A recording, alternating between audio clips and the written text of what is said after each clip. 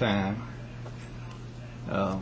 It's easier if you practice an eye like this on something larger, because the smaller naturally it is, the harder it is to carve. Okay, here we go. Oh, this wood is bad. Just kind of chip away at it a little bit at a time until you get it rounded down into the ditch.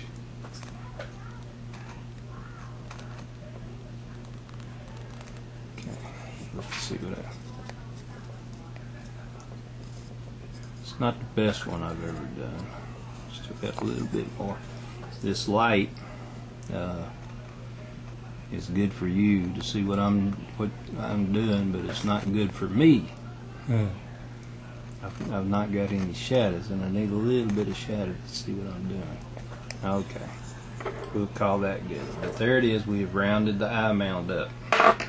Now, come back in here. Hang on just a second. Okay, come back in here, and I'll put this line that we had back in. Now here's basically the bottom of the ditch where we were, and here's the bottom of the eye mount. Now this is the eye mount.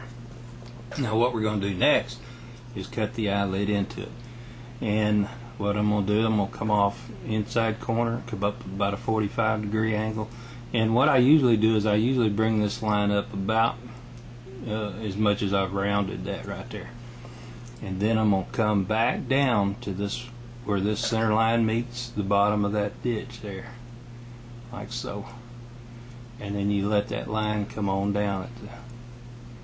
Now this is the top. This is going to be the top eyelid. Okay. Now you take a sharp, good sharp detail knife, not your regular carving knife. It's too big, and I'm going to stick it right in that corner, and I'm going to push it in pretty deep, and then I'm going to cut one continuous line following the pencil line that I made. And come on down, oops, down and through. Oh, my knife slipped, and out. Alright, now what I'm going to do is I'm going to lay this knife down here, and you're going to come down below this line you made, and you're going to cut back up very carefully, like so. And you're going to follow this roundness that we established, cutting back up all the way down, back up like so. Turn it around, and I'm going to stick it back in the corner like that. I'm going to kind of twist it and turn it just a little bit, just like that. And you're going to, like I said, continue to follow that roundness that we've established. And you're cutting from the bottom up. Now I'm not laying it down. I want this to be kind of straight up, like that. And work on it here until I get this eye rounded like this. And one way you can tell when you've done a pretty good job is this little distance up here should be pretty much the same all the way across the eyeball. Work on it a little bit more here. So it's hard for me to see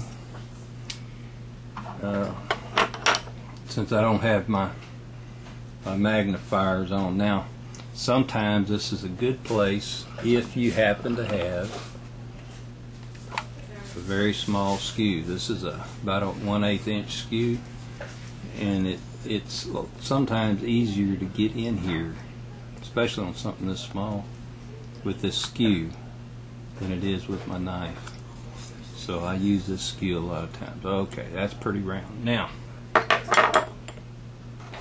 right here at this point where that meets, you're going to want to undercut from here out. And the reason why is you got to tuck the bottom eyelid under the top. Now see, I'm just taking a little bit out right here. And see how that tucks that under there? Okay. Now, come back once again, put that center line back in here. Alright. Now if I was carving a mountain man or something, I might even cut that bottom eyelid right there because I want a squinty eye. But on a Santa Claus, we like a little bigger eye. I'm going to come off this corner. Now, if you notice, right here is the high point of that eye. Well, the low point of the eye is actually going to be across in the opposite corner. It's going to be over here. You can almost draw a line. So I'll start here, and I'm going to come down somewhere there, and then come back up to that line, like so.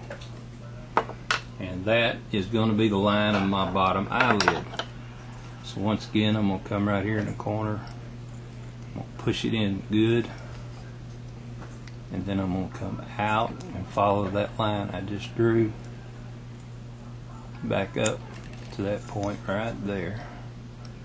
And you want to cut this line in pretty good and deep. And the reason why is this little gap you've got right here, which is less than 1/16 of an inch. Down here you're going to have a little bit more. Now this is the tricky part to carving a good eye. I'm going to lay this knife in here, and what I'm going to do is I'm going to kind of go down and in. I've got to keep this distance and this roundness that we've created, but I also want to, if you can see this right here, and I think you can, this eyeball is straight up and down. The human eye actually sits back in a little bit, so you're going to make this deeper at the bottom. Now just start right here, and I'm just kind of shaving down and in.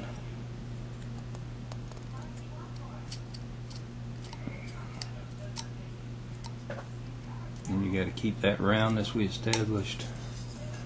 Down and in, same thing over here.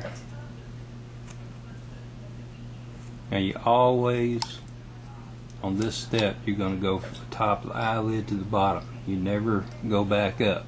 Once you cut that top eyelid, it's cut. You never mess with it again. Okay, and see here again. This is one other time that this small skew comes in handy, because I can get in there and fix that easier with that skew than I can with the knife. Then you get it nice and round, and there you have his eyeball. Okay, nice round. Kind of turn it a little bit, and with the shadows you can see, if you're not quite round, there might be a little facet there. I can see one right here, and you just very gently take those facets off till the eyeball is round. There we go. Pretty much it. Alright, I think I want to undercut. I'm going to undercut this eyelid out here just a little bit more, and I'm also going to take this and kind of ease a little of that off. I like it. Nice. There we go. There's that eyelid. I'm going to open this up just a little bit more right here. Okay.